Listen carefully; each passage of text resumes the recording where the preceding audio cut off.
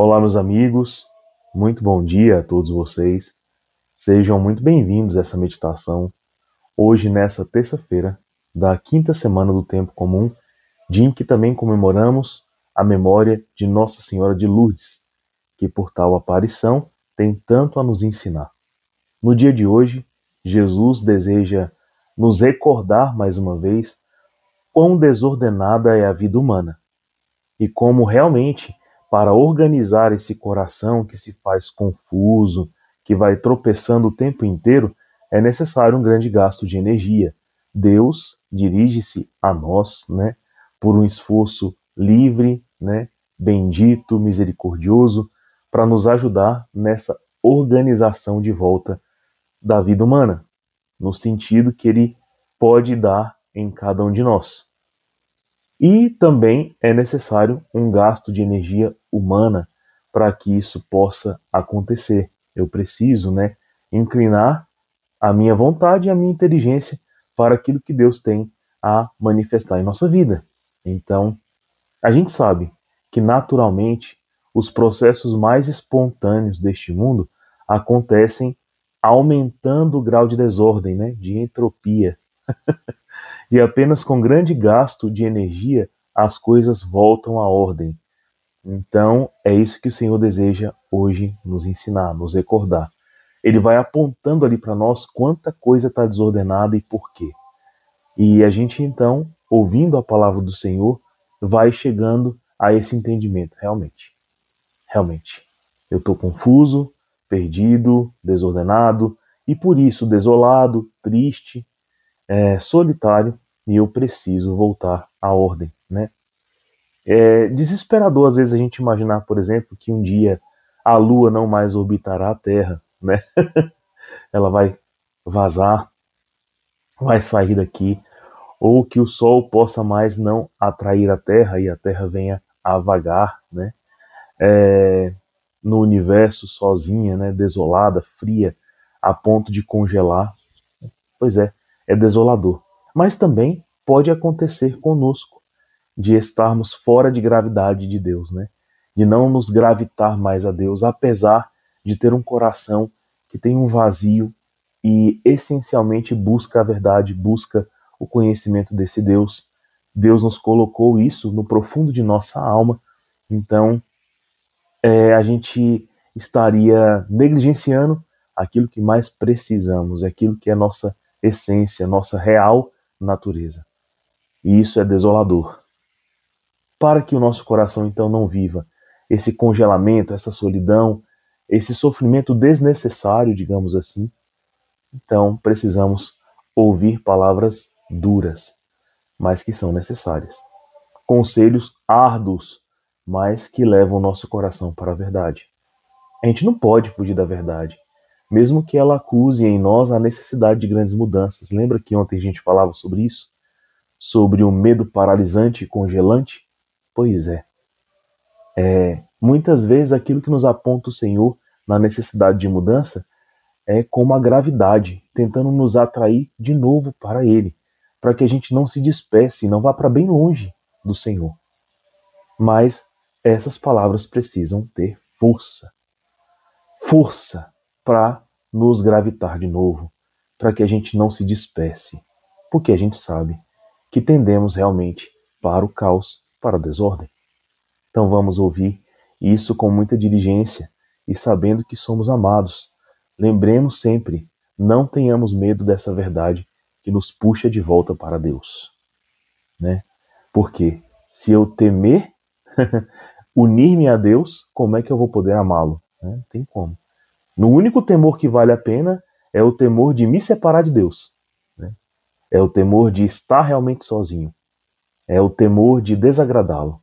Esse temor aí santifica, mas o temor de estar junto dele, aí não tem como, Tá certo? Então vamos rezar. Estamos reunidos em nome do Pai, e do Filho, e do Espírito Santo. Amém. Senhor Jesus, aqui estamos na Tua presença, e vos pedimos a graça, Senhor, de ter a vida de volta atraída a vós, ao Teu coração, que não nos percamos, que não venhamos a confundir a nossa vida e este tempo de graça que o Senhor nos deu para conhecermos a Tua palavra, Teu coração e nos inclinar verdadeiramente para Ti. Dá-nos a graça, Senhor Jesus, de não nos dispersar. É tão importante estar na Tua presença. Eu vos peço isso para mim e para os meus irmãos que aqui estão, ouvindo essas palavras, em qualquer situação de suas vidas, que essa palavra hoje lhe seja favorável para voltarmos aos eixos. Quando a gente tem aquele sentimento de estranheza, Senhor Jesus, se a minha vida anda ou não boa, é porque a gente já sabe que ela precisa mais de Ti. Te pedimos isso então, por intercessão da Virgem Maria Santíssima e de São José. Ave Maria, cheia de graça, o Senhor é convosco. Bendita sois vós entre as mulheres. Bendito é o fruto do vosso ventre, Jesus. Santa Maria, Mãe de Deus, rogai por nós, pecadores, agora e na hora de nossa morte. Amém. Bom, meus irmãos, o Evangelho está narrado para nós no capítulo 7 de Marcos, versículos de 1 a 13. E diz assim, ó.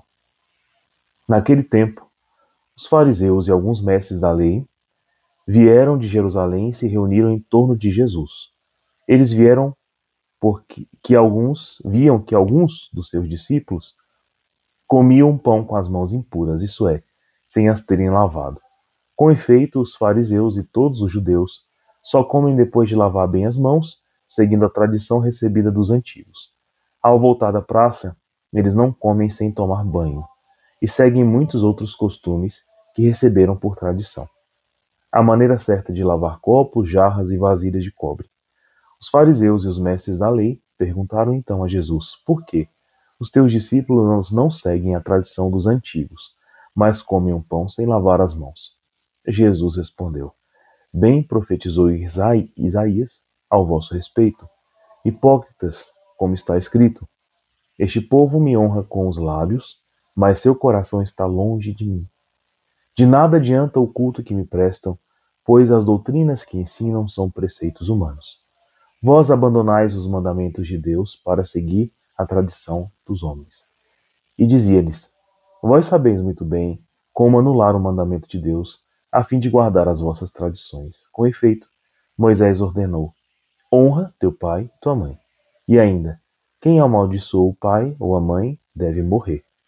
Mas vós ensinais que é lícito alguém dizer ao seu pai e sua mãe: o sustento que vós podeis receber de mim é corbã, isto é, consagrado a Deus. E esta pessoa fica dispensada de ajudar seu pai ou sua mãe. Assim vós esvaziais a palavra de Deus com a tradição que vós transmitis, e vós fazeis muitas coisas como estas. Eita, palavra palavra dura ao nosso coração. Meus irmãos, não tem um homem ou mulher que não busque o bem, não busque a verdade, não busque o amor, né? Não busque a paz. O problema é que quando a referência para a busca de tais coisas é o homem, a gente precisa lembrar, como São João nos afirma bastante em suas cartas, que o que sobrou para nós após o pecado, após a nossa queda, é pecado e concupiscência. Ou seja, o homem não tem a visão do bem, por mais que ele seja, né, um ser elevado assim, comparado a outros da criação, porque tem uma alma, né, que cabe Deus, né, tem um espírito relacionável com o Senhor, ele é feito para o eterno, né, a imagem e semelhança de Deus.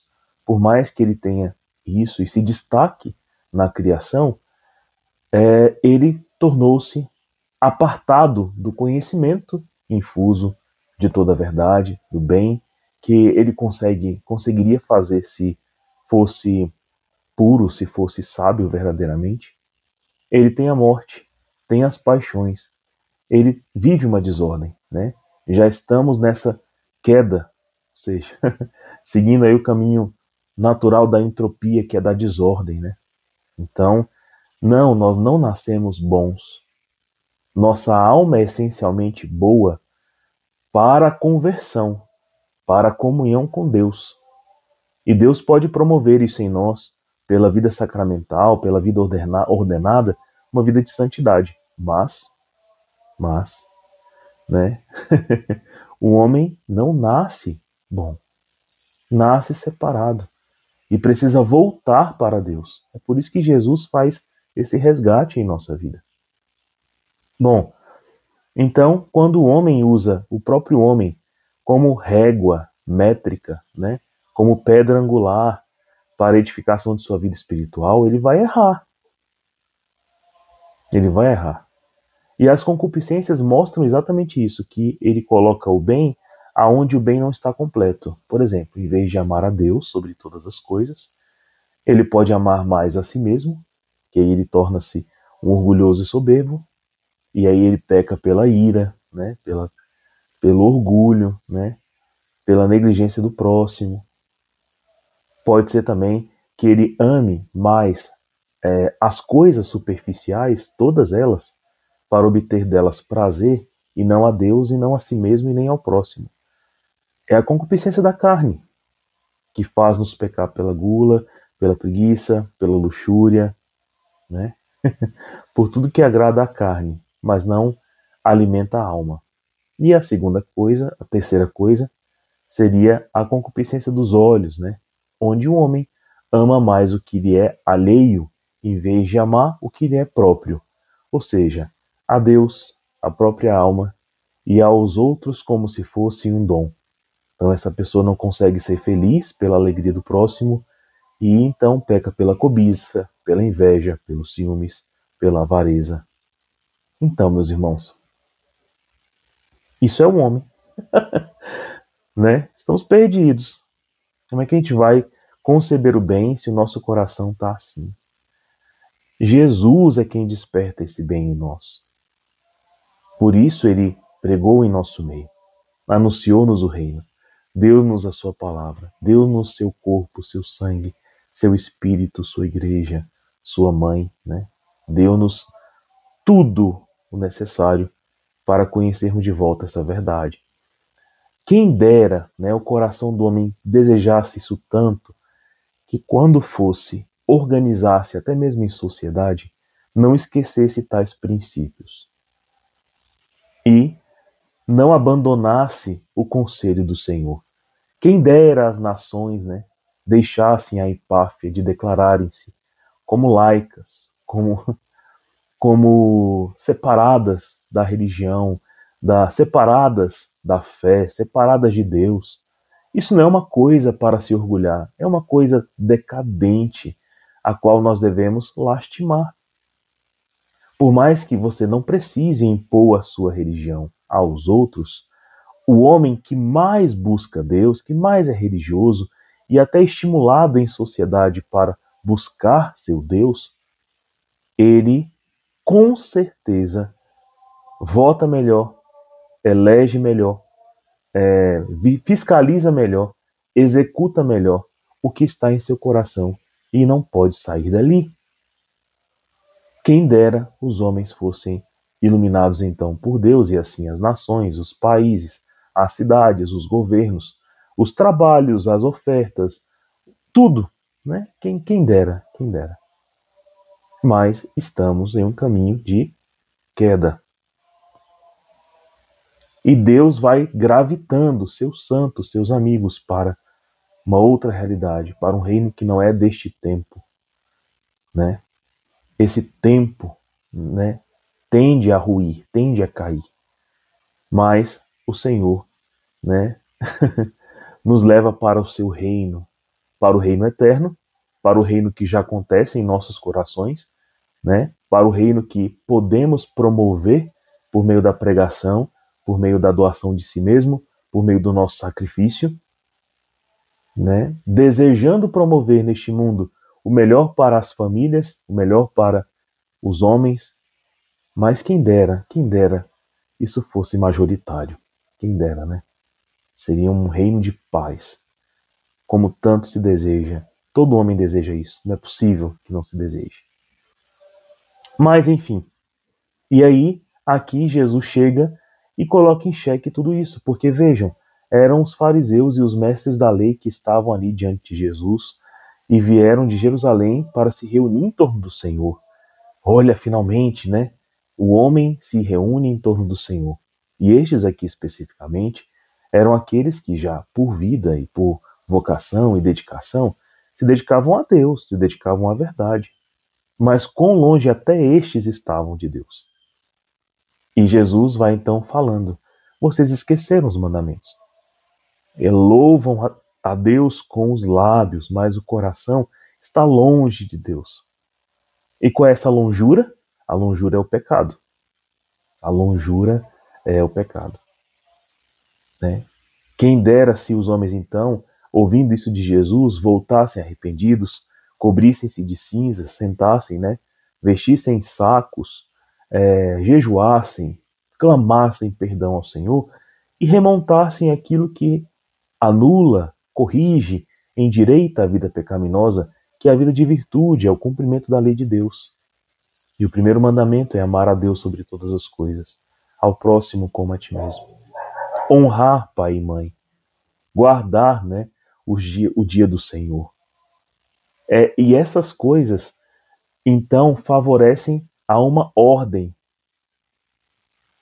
Não adianta, por exemplo, eu cumprir piamente, não roubar, não matar, não levantar falso testemunho, se eu faço isso não por amor a Deus.